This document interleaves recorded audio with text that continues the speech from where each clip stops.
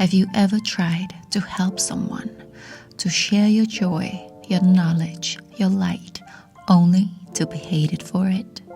Your intention was pure love, but they took it as arrogance, as if you were saying their life wasn't enough. So what do you do when the people you love the most don't want to climb the mountain with you? Not everyone wants to be helped. Not everyone wants change. Some people are completely okay with living a simple, basic life. And that is fine. There has to be a room for all dreams. But if you keep trying to drag them into a world they don't want, you are not helping. You are hurting yourself. And you will become the villain in their story. So, what do you do when helping turns into hurting? Do you keep giving until you break? Or do you finally choose to just let them? In this vlog, I'm sharing the lessons I learned about choosing your battles, about letting people walk their own path, and about finding peace even when your love gets misunderstood. Stay with me, babe, because the answer changed my whole life. I am Anella, an independent artist, singer, and songwriter with millions of streams on Spotify and YouTube, and now also a vlogger. I split my life between Dubai and Denmark, balancing music, family, and femininity. Welcome to my world that I built.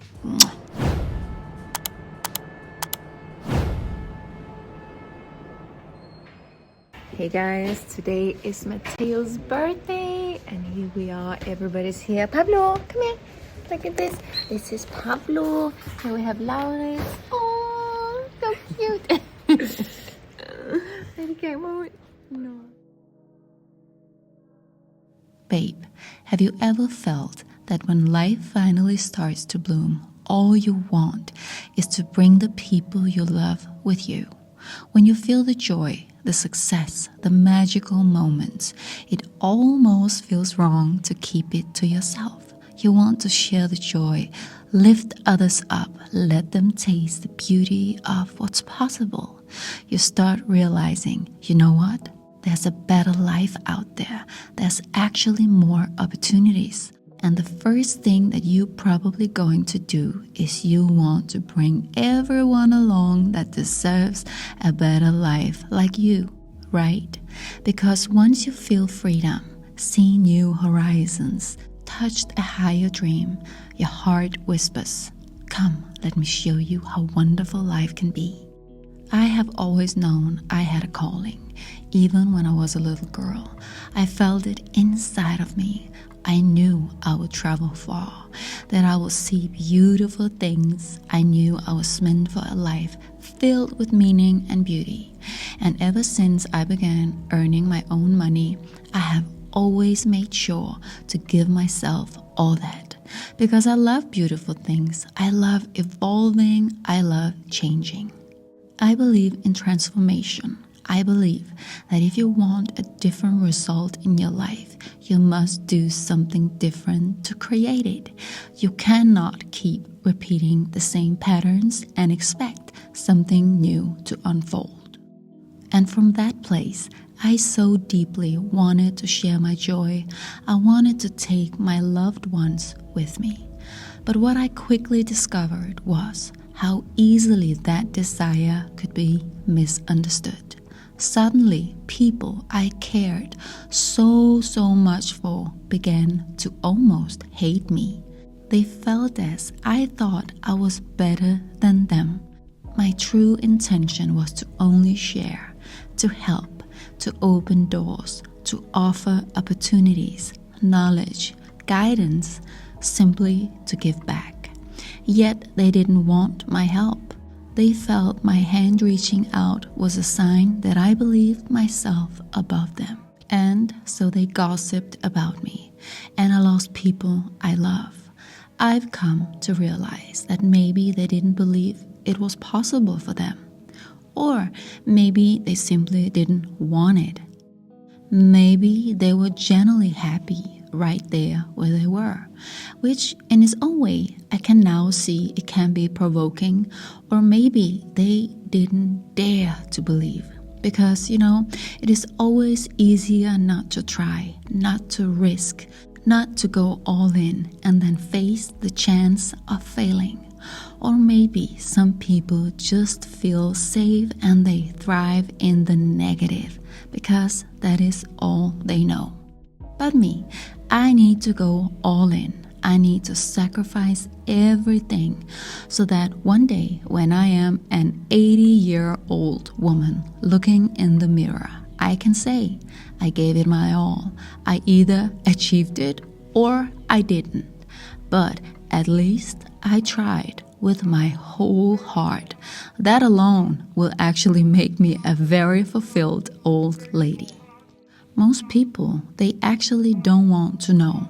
They are okay with being in the unknown, just talking and dreaming, which is also the easiest because it requires nothing. And for some people, just talking and dreaming about success is already enough. Some people would rather live in uncertainty, holding on to the thought of, what if, instead of going all in. My lovies, it's a brand new day in Copenhagen and it's time to meet with my sister and Matthew and have fun. Here we have the boys picking me up. Woo-woo. Because if they fail, it feels harder to live with the truth than the dream itself. It feels safer to dream, to hope, than to face the reality that maybe you were just not good enough, or maybe it simply wasn't your destiny. But me, I would rather go all in. I would rather face every challenge, every scar along the way, and still be able to look myself in the mirror, knowing I gave it everything I had, and I had fun on the way. Not all people are the same. What if is good enough for most? And what I have learned the hard way is that the only thing you can do is allow people, especially your loved ones, to walk their own path, to live out their own destiny. You cannot change people. The only thing you can do is to inspire them who wants to be inspired, to motivate indirectly, simply by showing the way through your own actions. That is the only power we have. And if someone becomes so inspired that they reach out for your help, then yes, you can offer it. But you can never force it. Inspiration comes by being.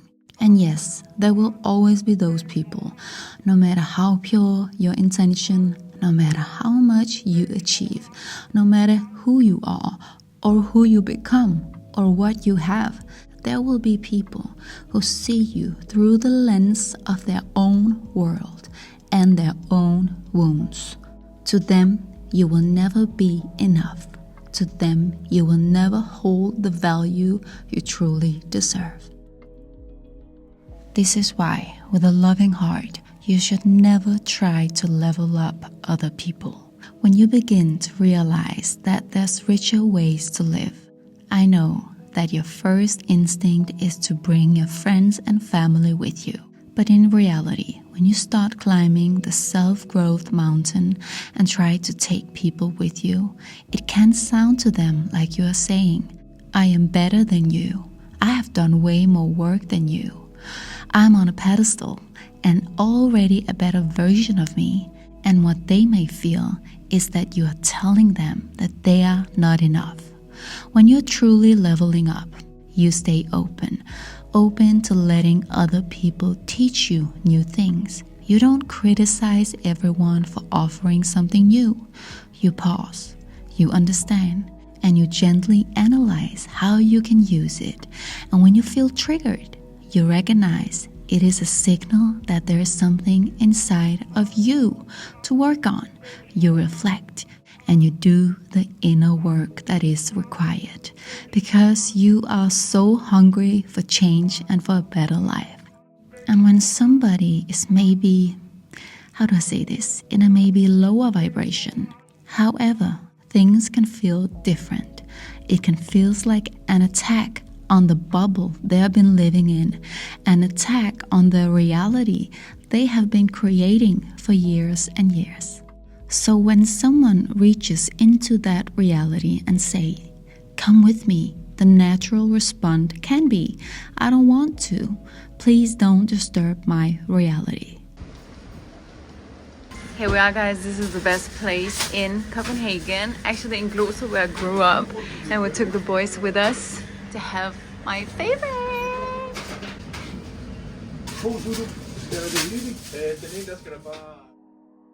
From there, you might start to feel as you're doing something wrong, and they might feel the same, simply because they don't want to go with you.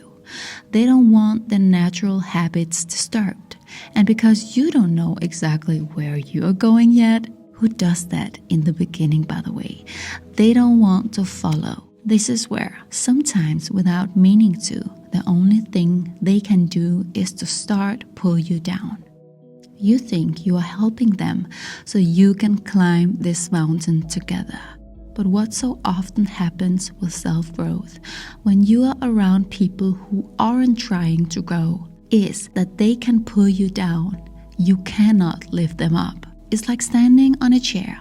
What's easier, someone pulling you down or you lifting them up into that chair? Well, babe, it is easier to be pulled down, and that is what can happen. So when you try to help people level up and become a better version of themselves, what you may actually do without intending to is signal to them that you think you are better than they are, even if you know you don't feel that way.